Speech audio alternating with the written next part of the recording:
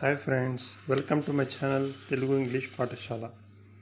All right అంటే సరే, at least కనీసం, ఇండీడ్ వాస్తవానికి, ఇట్స్ ఓకే పర్వాలేదు, స్పీక్ అప్ మాట్లాడు, హూ నోస్ ఎవరికి తెలుసు, టూ గుడ్ చాలా బాగుంది, ట్రై అగైన్ మళ్ళీ ప్రయత్నించు.